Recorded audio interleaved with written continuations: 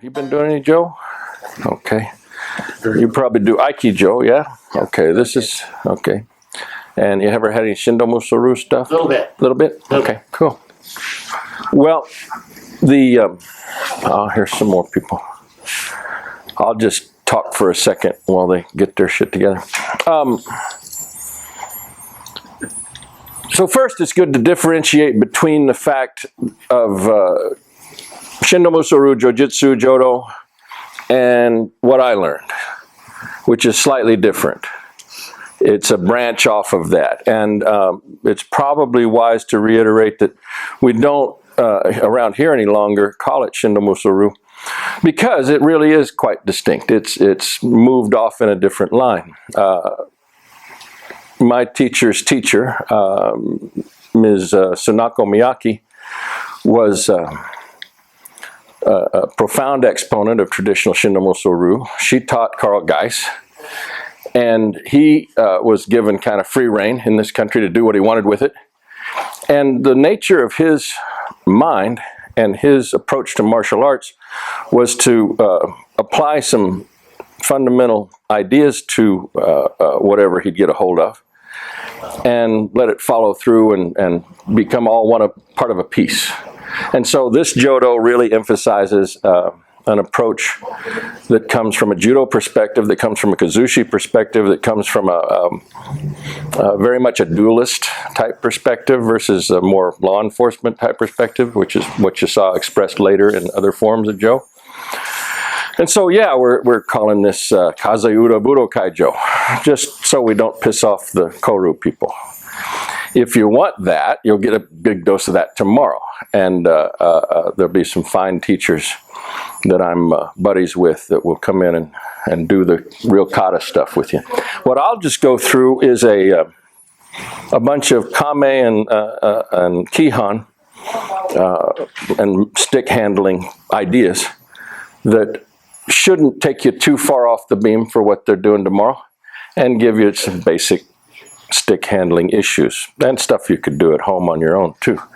So first, we're holding the damn thing at our side. This is Sage Jo, and we need to develop the habit of balancing the stick at its balance point on the middle knuckle of the middle finger, right there.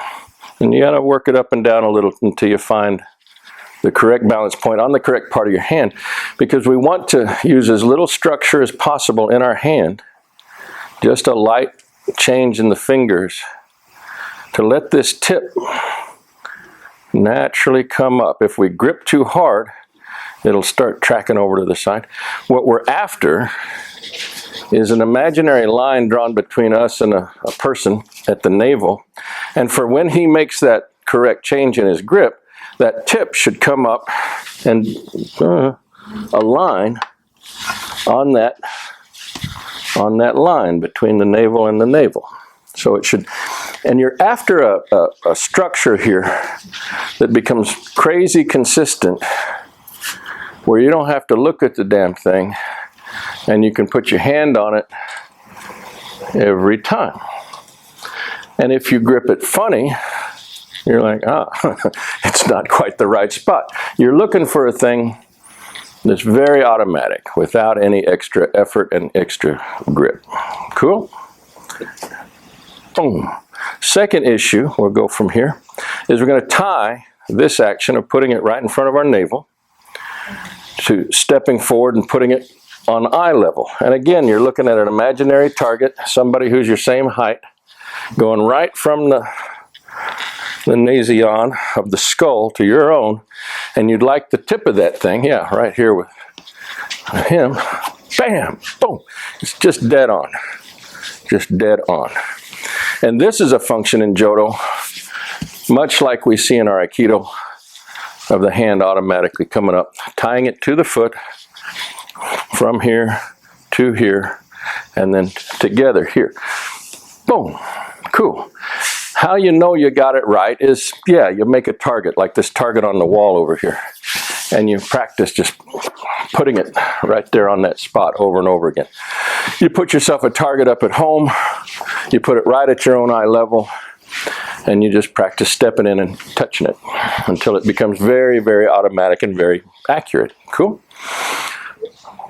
From this position, we've moved the front foot now.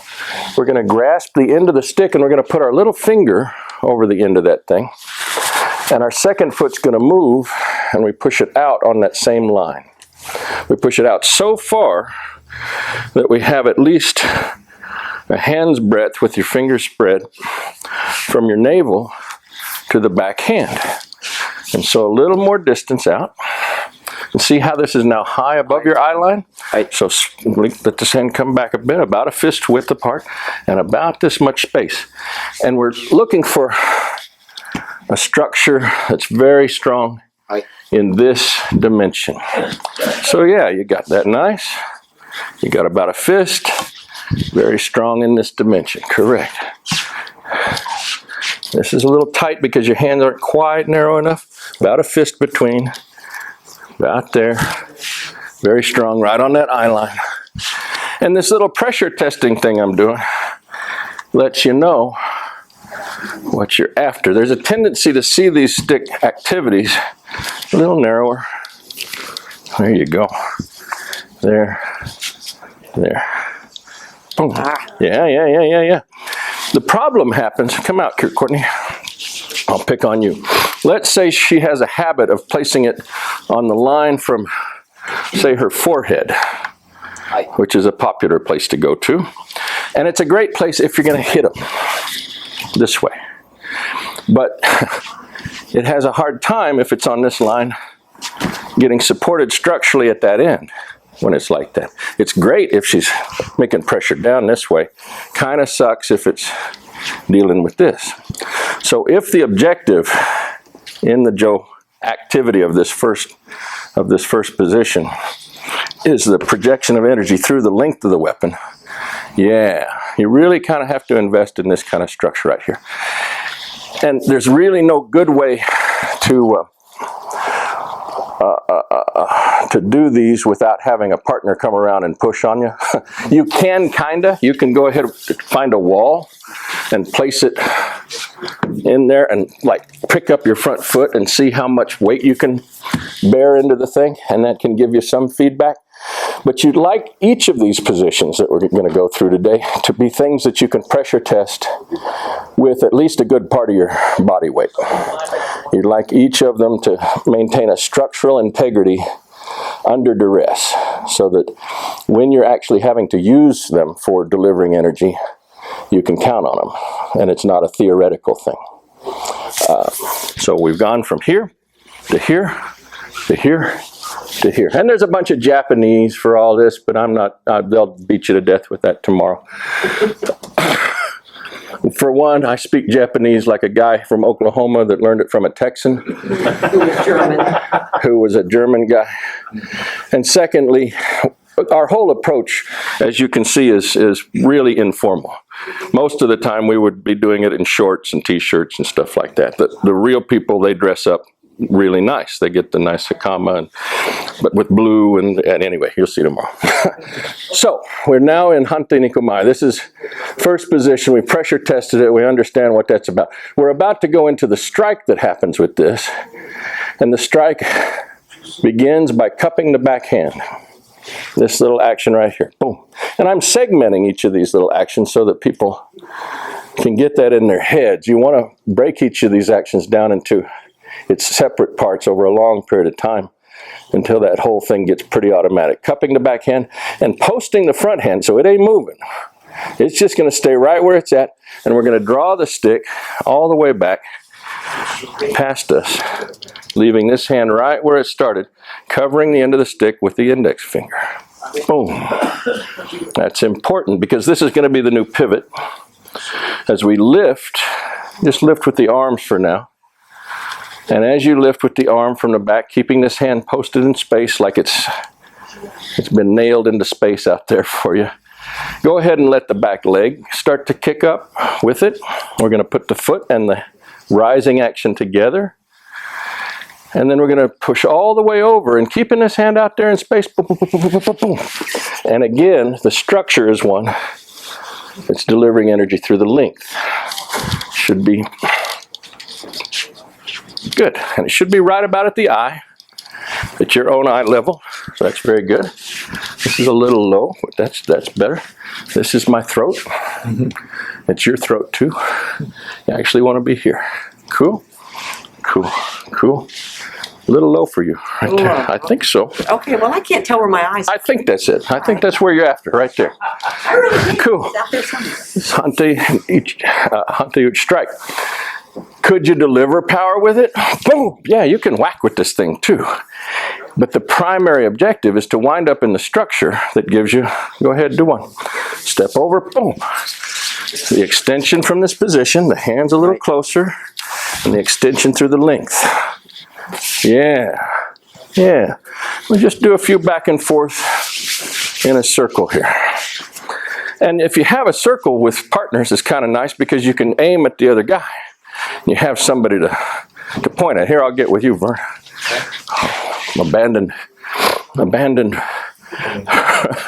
Robert over there. And we're here, and yeah, coming right at their eye. Cup, draw, lift, strike. Everything's taking place way out there in space. Cup, draw, lift, strike.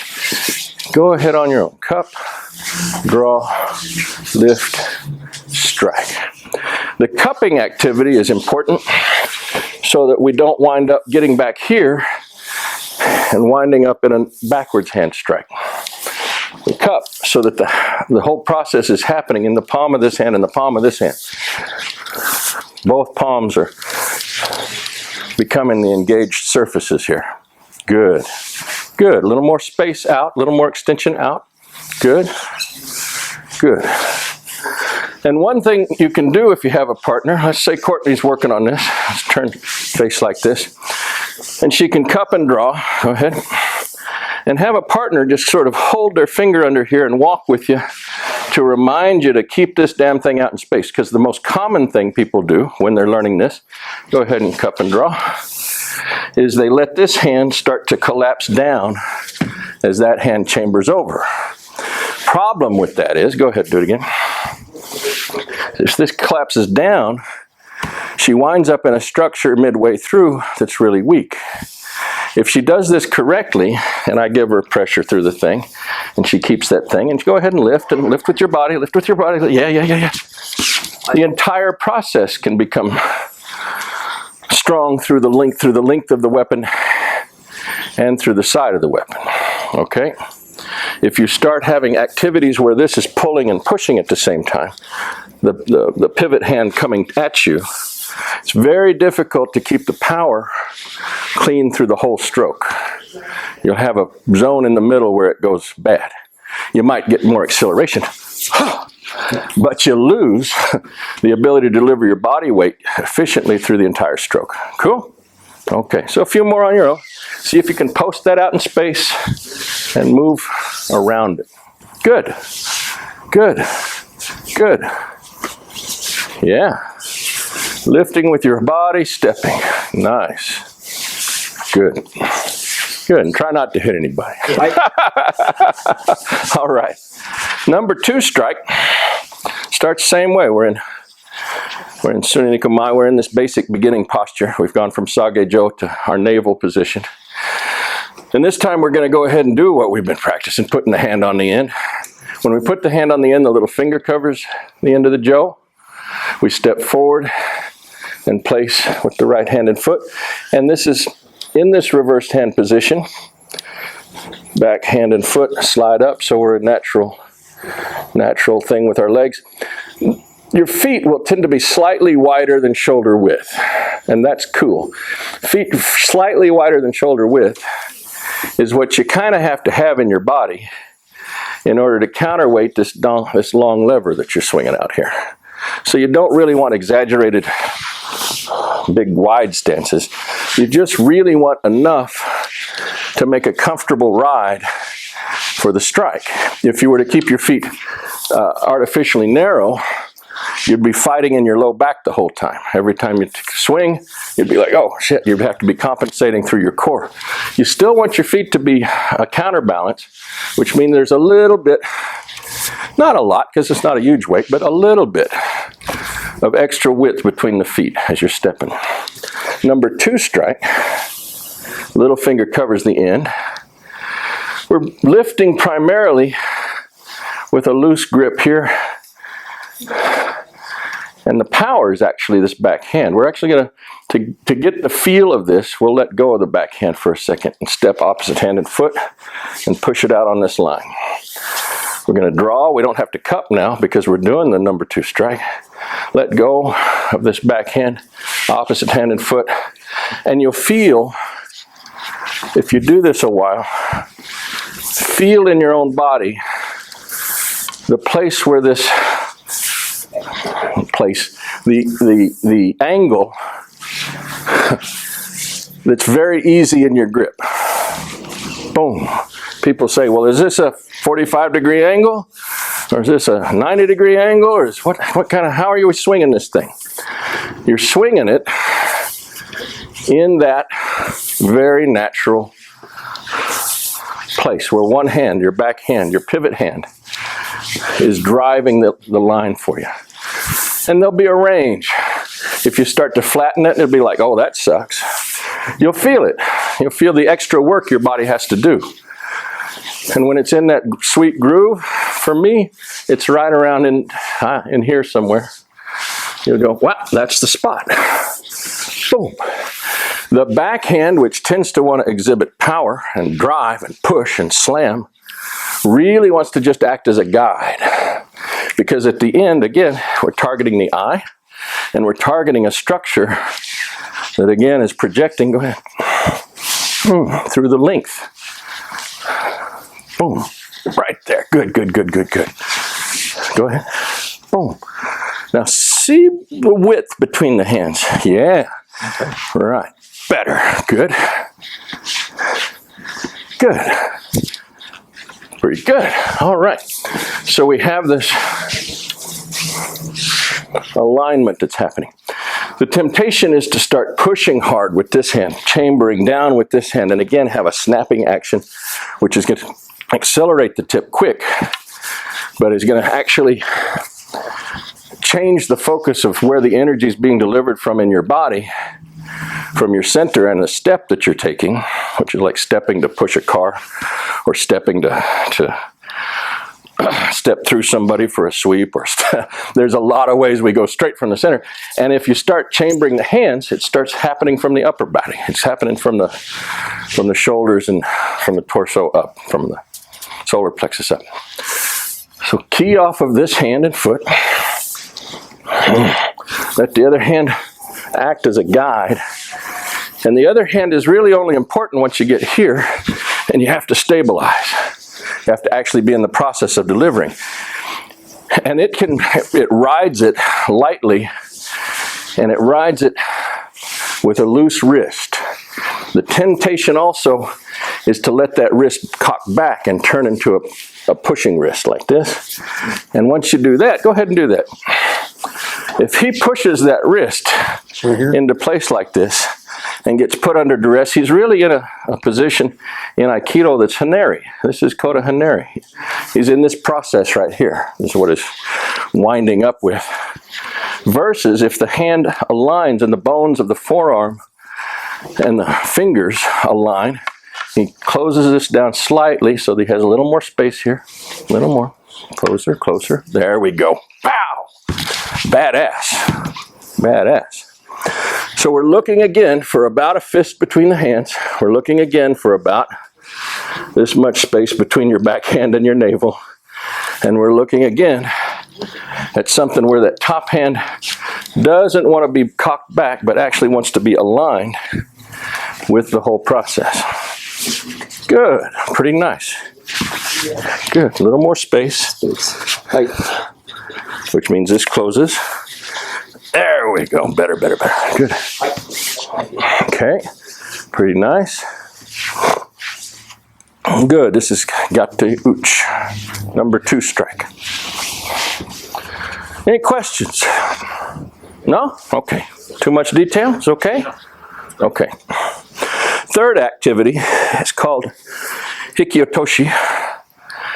We go again to Tsune Kamae to this position, the basic thing in front of our navel. We take a step forward and place this with our palm facing out and just hang the stick in front of our sternum, right in the middle of your chest. Back hand is just going to hang down here. Little finger is covering the end of this. Just like we always kind of like to have the little finger covering the end because we need a tactile surface that's telling us how much stick is out there in space. If we're doing all these activities in the middle of the stick, like you see with bow staff and whatever, that's cool, but you don't have a tactile feedback telling you how much length you've got. So I could be up here on the stick or I could be down here on the stick and it all feels the damn same to me. But once I get to an end of it, once I've manipulated the stick a while, you'll have an automatic sense of the distance you're working in. So very critical that we always have a little touch at the end of the stick. We're holding this with the hand that's on the sternum, that's the foot that's leading. And if we're lined up with a partner, right now, Robert and I both see the stick. If I turn slightly, it's a little harder to see, right? We're kind of hiding it. And what we're doing is hiding the length from them. So as we're in this position, if I'm square to you with my feet, I turn my center off and I keep this foot pointed at my target, at her. The stick goes away a little bit. And she should be doing the same thing. She should have a little bit of concealment to me. Yeah, you're hiding the stick slightly. You don't want your partner, if we're facing each other like this, we're actually looking for something more like this. Back foot, foot goes back. Good. Body turns, hands on sternum, and look at me. All right, here we go. And yeah, you're hiding the stick a little way. That's pretty good right here. Point the front foot right at me. Good. Basic Kamae is we're square with each other. Rotate your body. That foot needs to be back further. This needs to be over. Good. A little more. Yeah, it's gone. Okay. Now I get a sense of this much stick, but I don't really get a sense of what's lurking back there. Very good. So, basic Kamae is one that is concealing the length from the sight of the other person that you're dealing with. And this is a strike that's designed to interrupt their swing. It's designed to interrupt their the commitment of their body into a swing and to ultimately kind of cleave them in half. It's a pretty big bad deal. It happens again with a rising action, and the rising action's coming up high, not unlike lifting up to pitch a baseball. In fact, the hand and the shoulder, if you've ever reached out for that kind of pitch, this sort of pitching action, wants to do the same job. Wants to lift up into this pitching position. Bottom hand is still at our sternum, hasn't moved yet.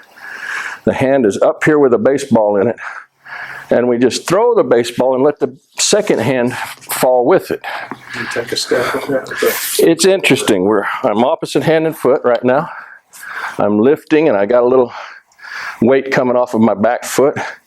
The front foot is going to scooch forward as this happens. Front foot scooches forward just a ways, terminates again in the pressure relationship place. And because we're doing it as a clearing strike, when we have a weapon involved, we want to practice this form so that it can go all the way to horizontal. Okay? When you don't have anybody and you're doing it just on your own for fun, you can terminate it like a number one strike, basically. You're putting it back at their eyes every time. When you actually have a target and you're going to encounter something, horizontal or even below, this can sometimes be done and go all the way down and attack their ankles if you like. My teacher preferred to stop at horizontal because once you start trying to target the legs and the ankles, he said that becomes more difficult. As long as we're dealing with the guy's whole body, and we're going to hit him from his head through his sternum and down to about the groin. He said, those are all very big targets. You get center line on any of that, you're in great shape. You start going for a specific thing, oh, I'm going to whack him in the knee. I'm going to hit him in that ankle. I'm going to hit him in that wrist. Yeah, you might. But your probabilities start going down. As long as your targeting zone is the whole square of the body, you're in pretty good shape. And so Carl's preference was to stop right about horizontal for these things. Cool? Go ahead, lift with the back leg, swing down a little, scooch with the front foot, come down to horizontal, pressure. Let the stick go all the way flat. Good. And what you do with a partner to help them get this part is go ahead and do your swing, and I'm going to give you a target. You're bringing it all the way down to flat. Boom. That's right. Extension out though. Not pulled back to the body. There we go. Yeah, extension forward. Give them a target. Boom. Little finger over the end. There we go. Forward. Pressure. Good. Give them a target. Yeah, there you go. Pretty nice. Other foot would scooch forward. Pretty good. Other foot would scooch forward. Good. Good. Now, once you've made the end position, whether you're ending at the eyes or you're ending horizontal, the back foot does follow through, step in, and you have the forward step. You want to differentiate the stepping, though, for a while, so that you have very distinctive actions, lifting, extension forward, dropping into this horizontal place with extension forward, and then a distinctive action of going ahead and stepping through. After a while, you've done a few tens of thousands of them, you cease to see much difference. Man, the step seems to follow through immediately. But for a while, you want to try to break them into pieces and do each step distinctly. Cool? Do a few on your own. That's great. Boom. The targeting of this action is happening from your front foot. Where your stick is going should be an activity of where that front foot is pointing.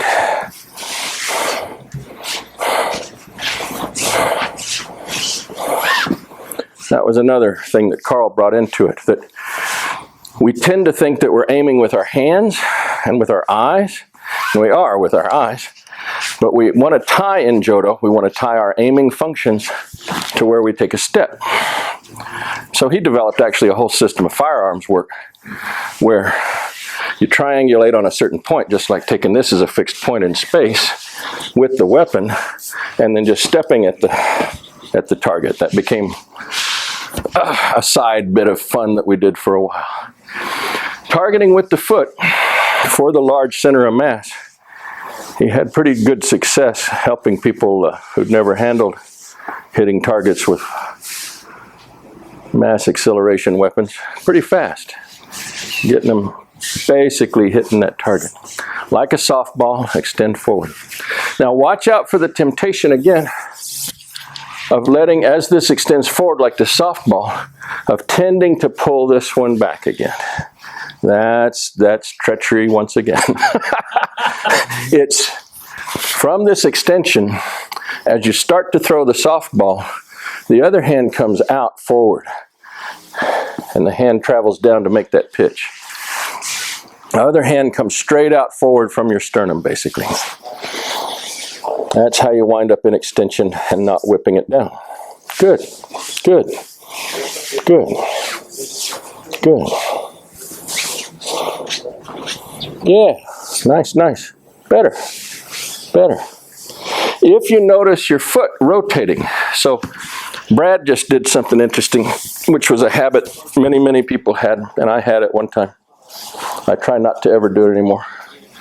Which is this throwing action resulted at the end that his foot was pointing over sideways.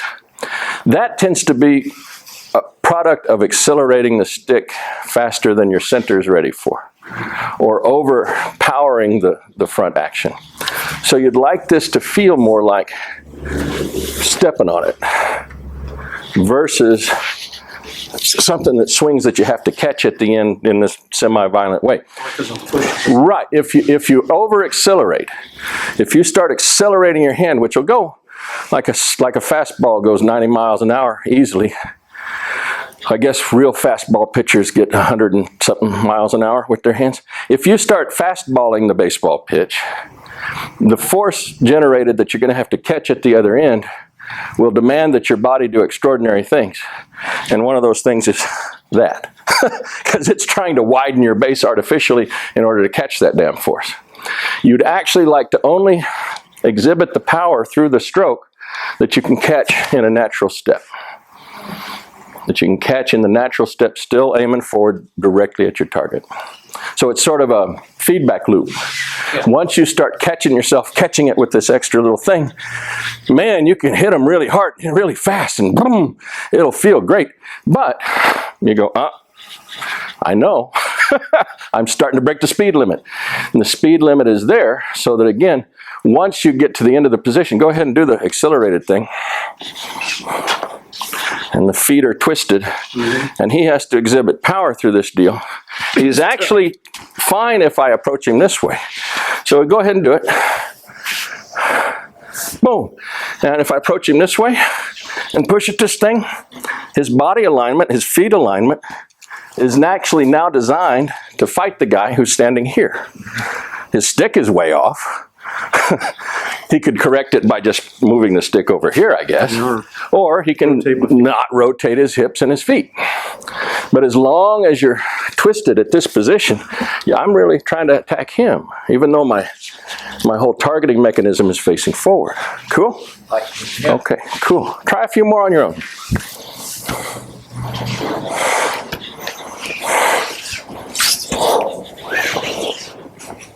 And this one takes a ways. This one takes a ways. It takes a while to get into the groove. If you've done a lot of splitting firewood, this can seem very familiar too. That was about the first thing I noticed about this whole swinging of the arc business. Feels the same way. Yeah, it's very, very similar. I didn't notice it, but you're right. Just throwing a baseball or splitting a piece of wood clean. Very similar deal. Good. Extension forward. Little scooch on the front foot as you drive. There you go. Yeah, did you see my back foot? Yeah, I saw your back foot get crazy. Yes, I did. Excuse me, Mr. Yes, sir.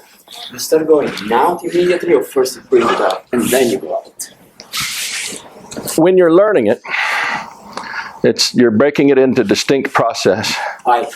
One, up and then out. Two, this is throwing the ball and this is following the throw.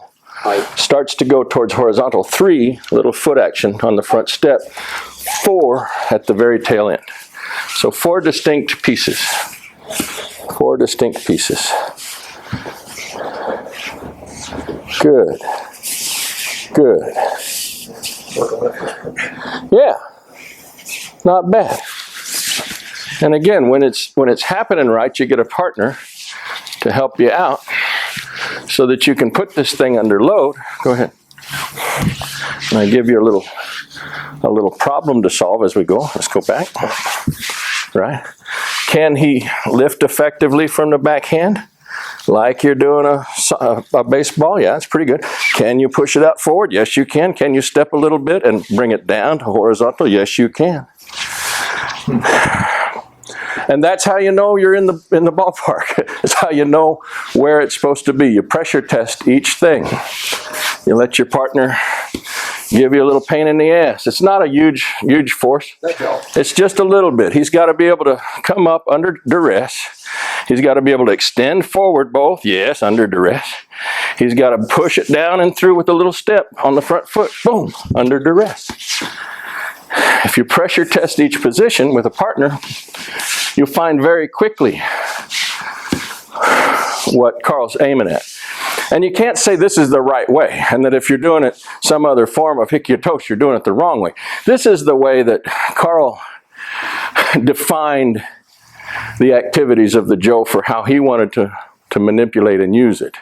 You'll find a lot of variability out there. You'll find a lot of other theories of how it ought to be, or what it's really about. You hear a lot of people saying, oh, that's wrong, this is right. We've got the right way, they're doing it the wrong way. And according to their own theory, they're right. And we're all wrong. Same for us. When we do it this way, and we do the pressure testing thing, and we have this coherent idea of how we're embodying structure under duress, it's logically conclusive, it works. You can test it, and it works, and it's consistent throughout the whole system. This is the right way. But it's not right in a larger universal thing. That's the main thing to get across, is that the different systems of training in Jodo have unique rationales. And sometimes they're contradictory. Sometimes they don't all fit together real nice and easy. And so don't get hung up on, oh, well, this is the right way and we can prove it because we can put it under duress and show you. It's just the pressure testing model he used that makes it right for what we're doing with it. Other things, yeah, he might do other things. There is a lot of the Jodo world that revolves around thinking of this more like a sword. Because the sword is a huge dominant feature in Japanese society, and they are using the stick like a sword. And these sort of things we're doing with it don't make any sense to that paradigm. But if you're a grappler and you want to, by God, use your body weight and knock the hell out of them every time you swing it, this makes a lot of sense, you know? Okay, so where are we at? We're at Kai Shizuku. Tsune Kamae, we're bringing the stick back up from Sage-jo, right in the center. We're doing the same thing we did at the start, Hanteuchi. We're putting that hand and foot together right at the eyeball.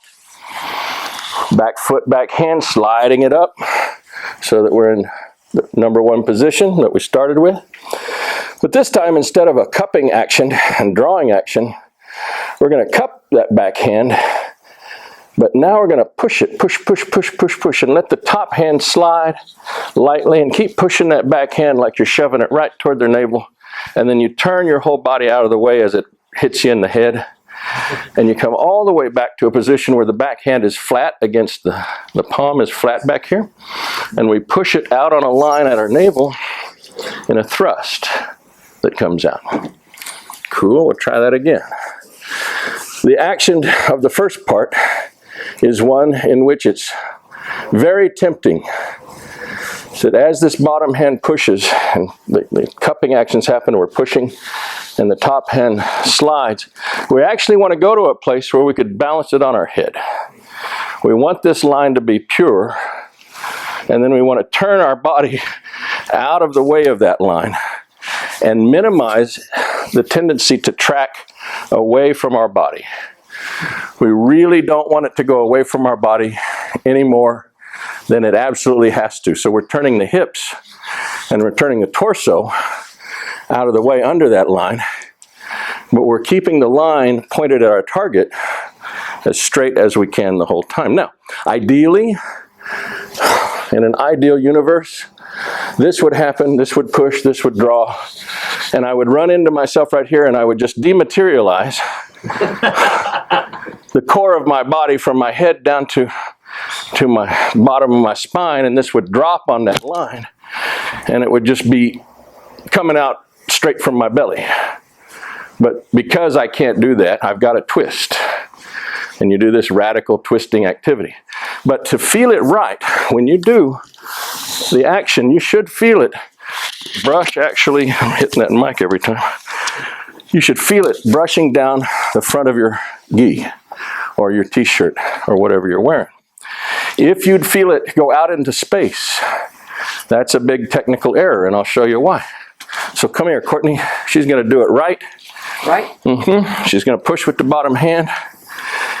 And she's going to cup the bottom hand, then push with the bottom hand. And push it Let right the thing go. And she gets it right on her head. And she could go ahead and push. Boom! Yeah, she could deliver that force right there. She can bring it down in front of her torso, right tight to the line, and she can deliver it there. She can deliver it all the way down to the bottom position where the bottom hand gets. In each of these positions, she can still do the extension well.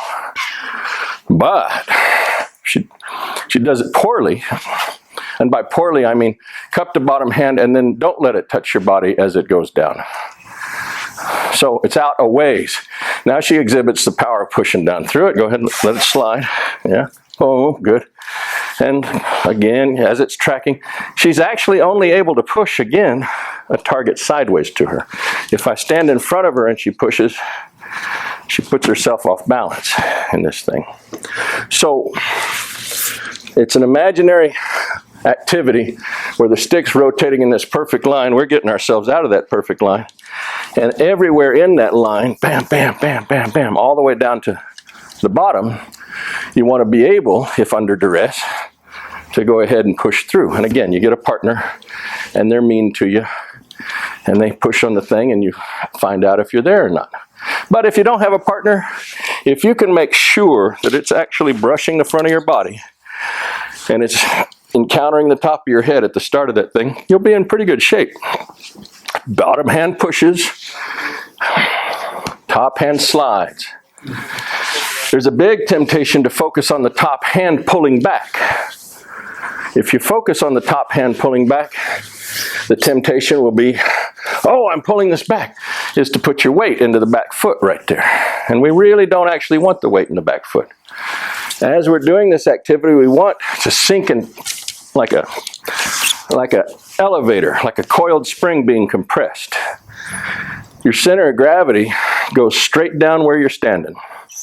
Doesn't shift forward or back. Just compresses straight down. And your activity of thrust that's going to come out of your hands and be expressed by the step is coming from that coiled spring in your body. Your knees bend and you sink evenly at this point. Right there, Vern. Let the front foot twist a little. Yeah, because we're twisting the hips, everything goes together. Yeah. Boom. Boom.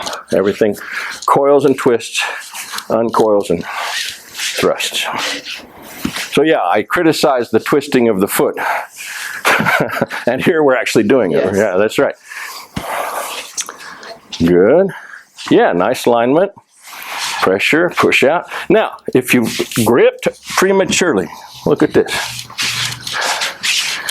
If you have the habit, which I had, and you've gone to this position at the bottom and this grip is already formed, and he gets under the duress of pushing, go ahead. Yeah, tough. Make that a flat palm back there. And the flat palm is going to push until the grip naturally happens. If you start from that flat palm, come here, Courtney. You're the lightest, so I'm going to be mean to you. And she's pushing from that palm. Go ahead. I'm going to give her hell. Drive it. Oh, drive it. Drive it, drive it, drive it, drive it, drive it. Yeah. Now go ahead and grip it like you're grabbing a shovel. Go ahead. Go ahead. Oh, yeah. Much, much tougher. It's real slight and airy, but there is. Start to push here. Push into a grip at the final part. Don't grab it and, oh, like we're getting ready to bale hay. Ain't baling hay at that point. The thrust comes from the palm. Does not come from the finger grip. The finger grip is great if your action is going to be one of lifting. Is not great if your action is one of thrusting. Cool. Push and, yeah, lovely. The grip comes in at the very tail end. The hips twist, the torso twists, gets out of the way. Nice. Good, Robert. Nice. Very good, Vern. Boom. Everybody's doing a nice job, too, of letting the back arm go completely straight, which is very good. There's another big tendency people have, which is, it kind of goes along with the grip, which is to get here with this bent arm.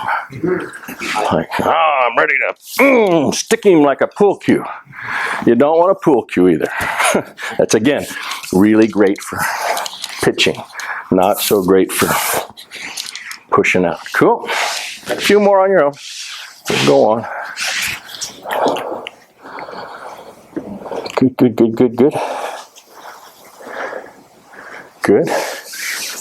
Good. If you hadn't noticed, Jodo is very persnickety. It's very detail-oriented. If you're a kind of obsessive-compulsive type, it'll be perfect for you. You'll love it. You can go completely batshit with this art because it's so, well, you're having to adapt your whole human physiology, which is unique to you, and is built on this really weird ambulatory model of 2 legs and a center of gravity, and shoulders and arms that are offset from the center line.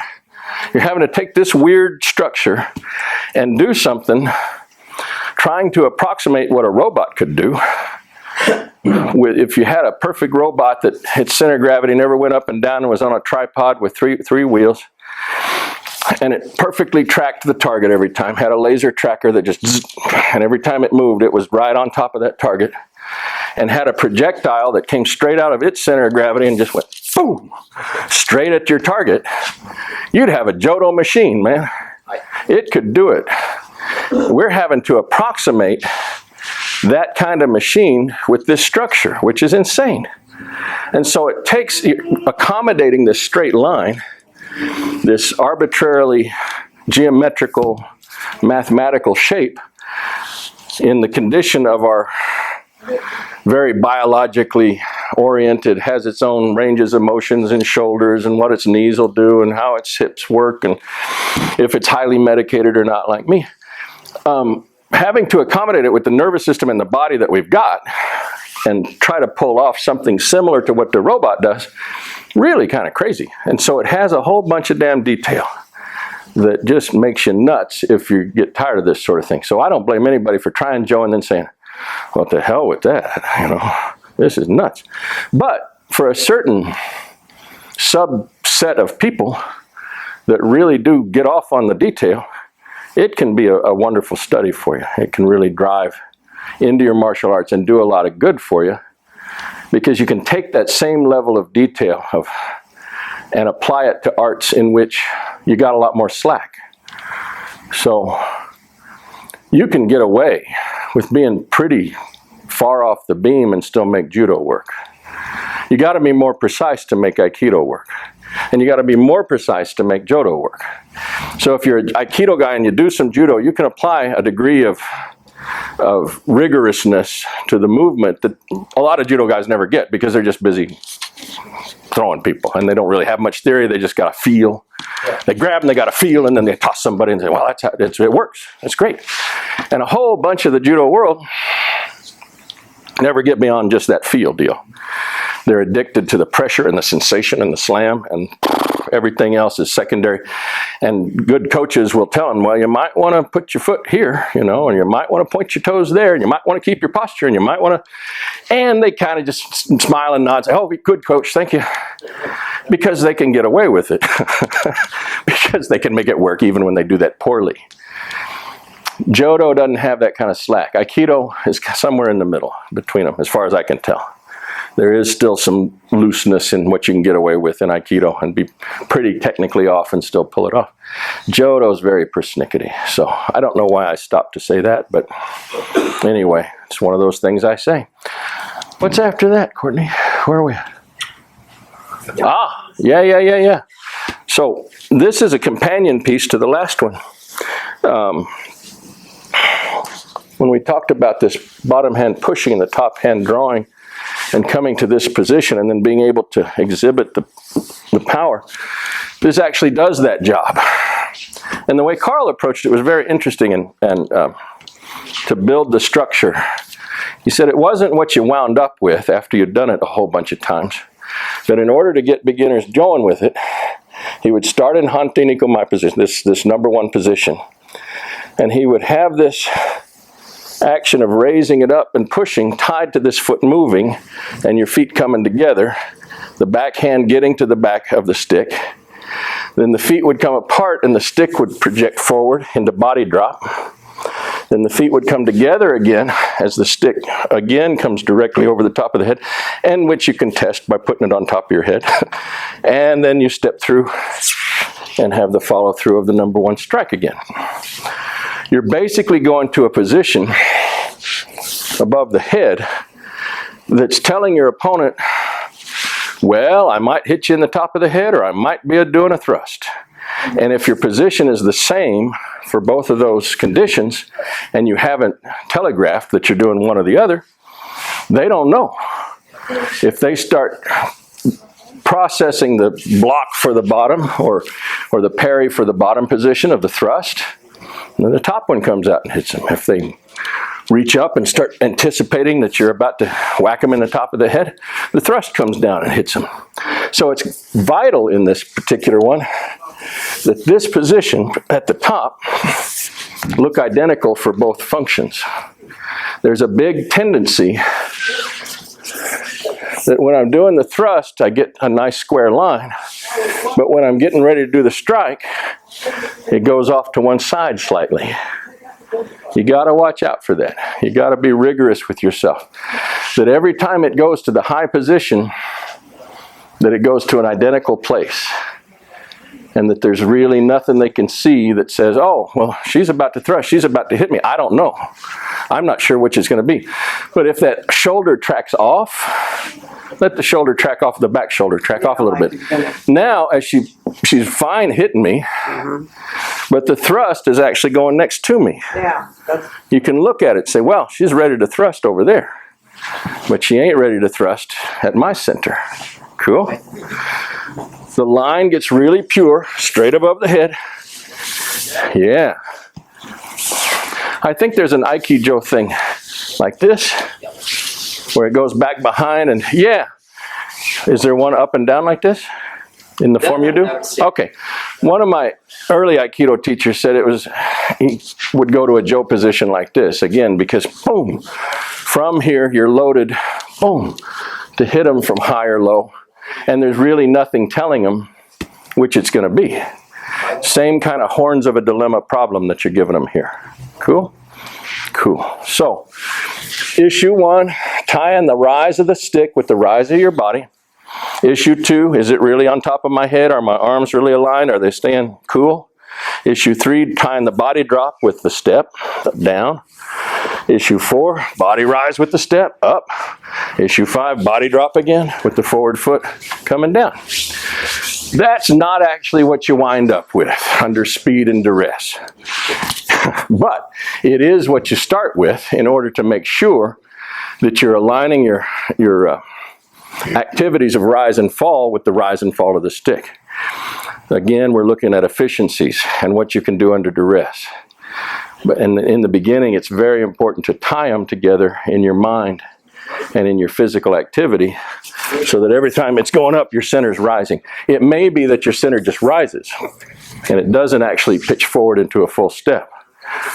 More often than not, when you're having to do it quickly, that's what you wind up with. You just kick your center up in the air along with the stick, but you don't actually get the foot to travel into this position. When you're learning it though, it's a pretty good idea. Go ahead and understand we're in body rise, we're in body drop, we're in body rise, we're in body drop, we're in body rise, we're in body drop, which is just the center of gravity riding a sine wave that happens every time we take a step. Our feet go apart, everything's dropping, our feet come together to the closest proximity, and you've risen naturally. Can you go up and down other ways? Yeah, we can do other things to go up and down. But the primary function we're working with in action of moving through space, of walking, is tied to this drop and this rise and this drop and this rise. Cool? We're tying the functions of the thrust, boom, or the strike, boom, boom, to, yeah. And again, number 1 position, and again, pressure. Good. Shouldn't be able to discern which it's going to be. You go ahead, boom, and again, pressure, pressure, pressure. Target on the thrust is really about here. So let that backhand go up a little higher. Yeah. Okay. You're hitting them at the xiphoid process, right at the base of the rib cage here. And then when you draw back, coming right to here. Boom. Cool. Okay, a little low.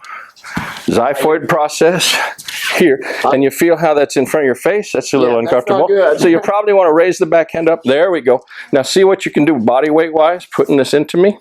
Go ahead, push. Yeah, good. Now when you draw it back again, and you're going to strike, boom, right to here. Right there. Good. Xiphoid process. Yeah. Somebody your own size. And again, probably not in front of your face. Probably an angle more like that.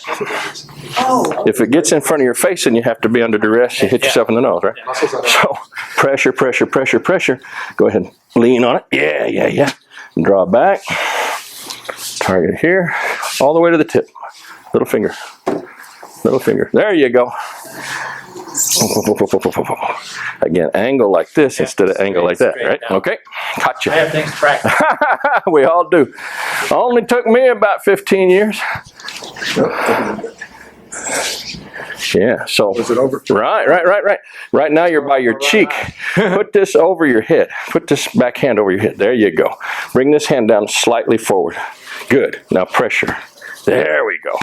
So the back hand Stays over there. terminates about here, Okay. doing this job.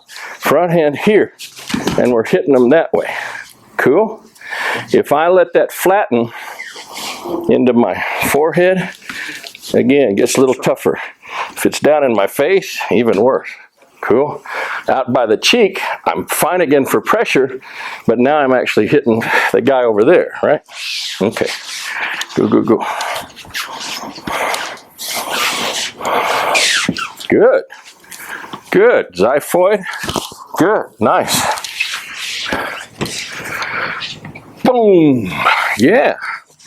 Nice. Good, good, good, good, good. The xiphoid is the notch at the top of the solar plexus, at the bottom of the rib cage, right under the sternum. The nasion, or the point right between the two eyes. Good. Watch out for. This is a time when a mirror is great, and you'll hate yourself for a long time. I'm working with a line. A line is good. A mirror will make you nuts because every time you draw and go like this, you'll see it and you'll think, shit, you have to get like that. That's what you need though. Right, yeah, exactly. Mirrors aren't popular in places where grappling takes place because people are thrown into mirrors and make a big mess. We've actually got a Mylar mirror we pull out on occasion to torture ourselves with that all you can do with that is poke holes in it. But it is useful on occasion to get in front of a big mirror. I worked out at a Taekwondo school for a little while once upon a time in Arkansas, and they had a whole mirrored wall. And it beat my Joe to death because I get to catch every little dumb thing. Once you know what you're looking for, and then you can actually see yourself doing it, there's no escape. As long as I'm just out here in the park doing my Jodo, and my reference loop is just what I feel in my body, you can go widely off the beam. You can have a wide degree of variation that you get away with, and you don't even notice because it feels good. Well, this is the right thing because it feels right. Pressure testing is a method to go against the feeling right thing and notice, oh, well, shit, it doesn't work when I'm really leaning against a wall or you got your partner pushing on it. The other thing is to get a mirror and see the alignments that are going off the beam as you do them. Cool? Cool. I think, yeah, sure, please. Think about as you're loading up this twisty thing with your feet. Again, that's something that will happen natural. What I'd say is when you're first learning it, you do this thing, and this thing, and this thing, and that thing. And over time, you let the feet just do their thing. You let the whole process be functioning up here and you just follow with the feet. Let the feet follow through and make sure that they're together at the end of the strikes and the end of the thrust and the end of the strike. Okay. It's not a function of going too fast up or anything. I don't think so, because the way this particular one plays out, and it's when it's in the duress of kata or in the duress of dealing with somebody with a sword, it has to be done quickly. And it has to be an immediate thing, much like the previous Kaishizu. Has to be eventually where it's just bam, it hits like a lightning bolt. And to do that, I would say, work towards a maximal activity of timing your body rise with your hands going up and the stick going up, body drop with your stick coming down, and kind of just let your feet and everything else do what they got to do. Because once it's actually happening in context, that's what they got to do. I wouldn't criticize any particular footwork as long as it ends in positions and ends in positions correctly. Yeah, I think once you put it into the quick zip kind of thing, which is where that comes from, you got to live with whatever your body has to do to accommodate the end involved, right? And to get there, this whole activity of raising is happening in the context we're talking about, in the context of a sword person raising up and getting ready to step in and nail your ass. And you have to hit the peak of that. He gets to start. You're not starting. You have to follow his action and hit the peak at the same time, which means you got to go like a bat out of hell. There ain't no getting around it. Unless they are lackadaisical. Then you can go lackadaisically, you know. But your timing wants to be the same. And what you get into eventually with people that are whipping around going like mad at you is you just have to let your feet do what they got to do. That's the best thing I can tell you. And I wouldn't get too picky. As long as it's ending correctly. As long as you're not winding up with body rise as this is trying to go down, or you got body drop as this is coming up, I think you'll be okay. Cool? Cool. Okie doke. I think that might be sufficient for Joe for the day. How do you guys feel? Are you funching for the bit for more? Good information. Is that sufficient? I think it'll give you a little bit to chew on for those guys tomorrow, because they're going to apply it in these katas. What katas are they doing? I think you said Ukon. Ukon and Sakan? Is it going to be Sakan and I think Sakan and Ukon, these are both Shindo Muso Ryu Jiu-Jitsu form katas. It's a much bigger system than the one I came up with. I came up with a system that's basically called, it's a seitei kata system. Very simple, small set of tools in the toolbox. So I'm the product of somebody with a deprived childhood only playing with a few tools, a few toys in my toy box, but I've just played with them a whole hell of a lot, just these little toys. The larger system has like 64 katas. The system I'm from has only 12. There's 12 Kihons, 12 katas, and you just go crazy with that for forever. And I'm delighted to now have access to these bigger systems because they got a lot more toys and a lot more ways to apply the toys that I'm already familiar with. So it's a unique and wonderful opportunity. I hope you enjoy it tomorrow. And I hope this hadn't driven you too mad. So. No, that's great information. Is it okay? It's great. All right. Well, thank you all very much. Yeah, thank you. And well, I don't know what's next. I think it's Pat Parker, right? Let's take a little break and then Pat Parker will be up.